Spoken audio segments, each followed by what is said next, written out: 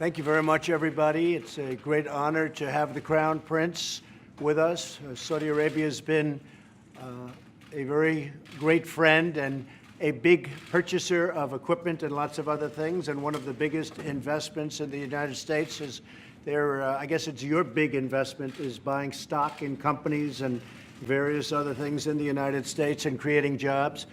We've become very good friends over a fairly short period of time. I was in Saudi Arabia in May, and we are bringing back hundreds of billions of dollars into the United States, and we understand that, and they understand that. Some of the things that have been approved and are currently under construction and will be delivered to Saudi Arabia very soon, and that's for their protection. But if you look in terms of dollars, $3 billion, $533 million, $525 million.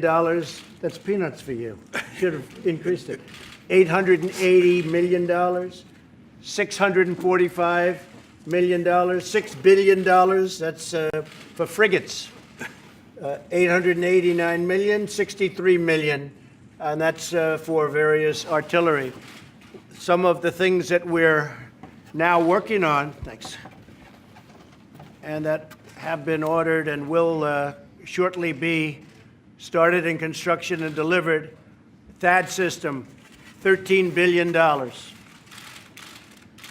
C-130 airplanes, the Hercules, great plane, $3.8 billion. The Bradley vehicles, that's the tanks, $1.2 billion.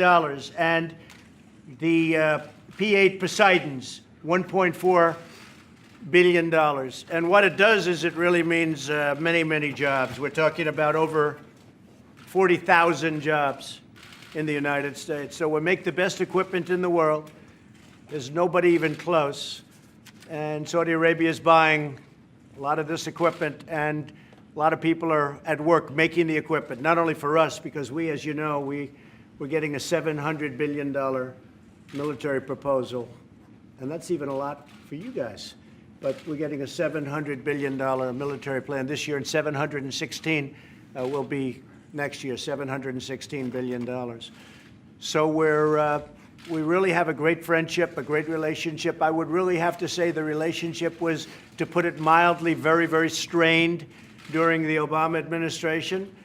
And the relationship now is probably as good as it's really ever been. And I think we'll probably only get better. Tremendous investments made in our country, and that means jobs for our workers, jobs for our people. Also defense. We're talking about defense, and we're working very hard with Saudi Arabia, and they're also footing a big part of the bill for defense.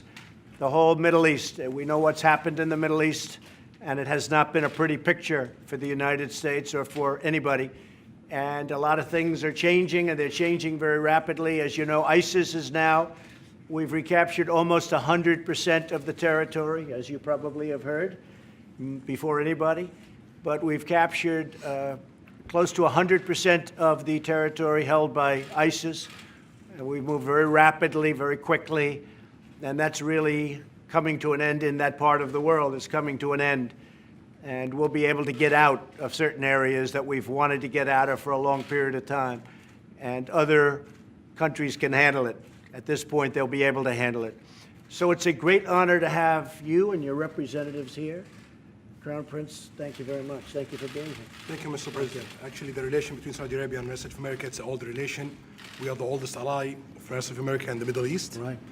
More than 80 years of alliance and big interest, politically, economically, and security in different area and a lot of area. And the foundation of the relation, it's really huge and really deep in different issue. We know that today the relation, it's the cause of more than 4 million jobs in the US of America, directly and indirectly. Also, it's a cause for a lot of jobs in Saudi Arabia, directly and non-directly. And as you know, Mr. President, from day one, you've reached this office. We've planned to tackle $200 billion US of opportunity in the next 4 years, but it end up with $400 billion US of opportunities You've talked today, Mr. President, about the military deals. The implementation in it, it's more than 30%. And also the implementation overall in the $400 billion of opportunity, more than 35%. Right. We planned this for the next 10 years, but it happens in 1 year we implement 35%. So this is a signal that there is a lot of things could be tackled in the close future and more opportunities. And that's why we are here today, to be sure that we've tackles all the opportunities and achieve it, and also get rid of all the threats facing our both countries and the whole world. So I'm very glad to be here today. Well, that's right. And, you know, one thing that you have been really focused on is the terrorism threat and the funding of terrorism. And whether it's Saudi Arabia or other countries, as we know, there will be no funding. We have a zero tolerance for the funding of terrorists. And we're working very hard. And I will say that Saudi Arabia has been working very hard on that, as are certain other countries in the Middle East. When I was there in May, I think it was one of the most incredible two-day meetings that I've ever seen, that anybody's ever seen. It was an amazing two-day period. We had 56 countries. We had everybody was there, the head of every country. Virtually, I guess, in every case, it was the head of the country. And we talked about terrorism and the funding of terrorism, and it will not be allowed. It will not be allowed. That would be the one thing that would end the relationship with any country. So I think there's a very big focus on that, the funding of terrorism, meaning it's over. And the other thing that I really am very happy about is that we talked about $400 billion worth of investment, of which we've already invested and seen invested $200 billion to our companies, to various other places and people that make things. So a lot of places throughout the United States are benefiting by this massive investment made by Saudi Arabia to buy product from the United States. And again, we make the best military product in the world, whether it's missiles or planes or anything else. There's nobody that even comes close. So I just want to thank you, and I want to congratulate you on everything. Thank you very much. Thank you, Mr. President. Thank you very much, everybody.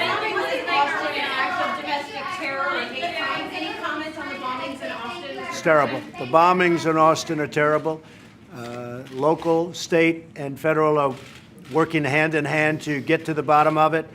This is obviously a very, very sick individual, or maybe individuals.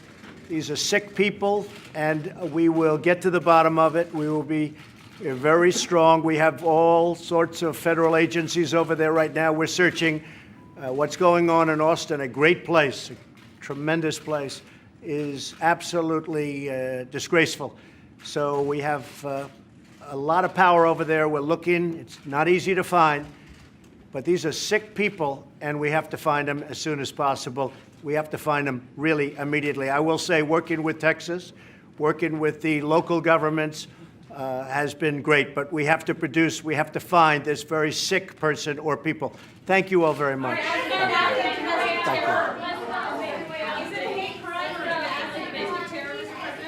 I had a call with President Putin and congratulated him on the victory, his electoral victory.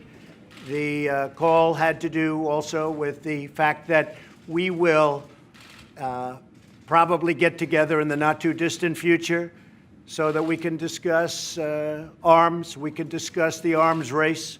As you know, he made a statement that being in an arms race is not a great thing. That was right after the election, one of the first statements he made. And we are spending $700 billion this year on our military, and a lot of it is that we are going to remain stronger than any other nation in the world by far. We had a very good call, and I suspect that we'll probably be meeting in the not-too-distant future to discuss the arms race, which is getting out of control, but we will never allow anybody to have anything even close to what we have, and also to discuss Ukraine and Syria and North Korea and various other things. So I think probably we'll be seeing President Putin in the not-too-distant future. Well, we're going to see what happens. The Iran deal is coming up. It's probably another month or so, and you're going to see what I do. But Iran has not been treating that part of the world or the world itself appropriately.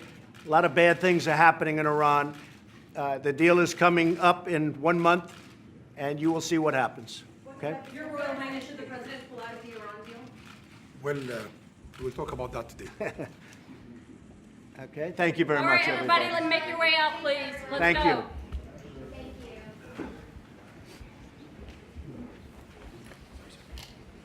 Thank you very much. Thank you, sir. Good to see you.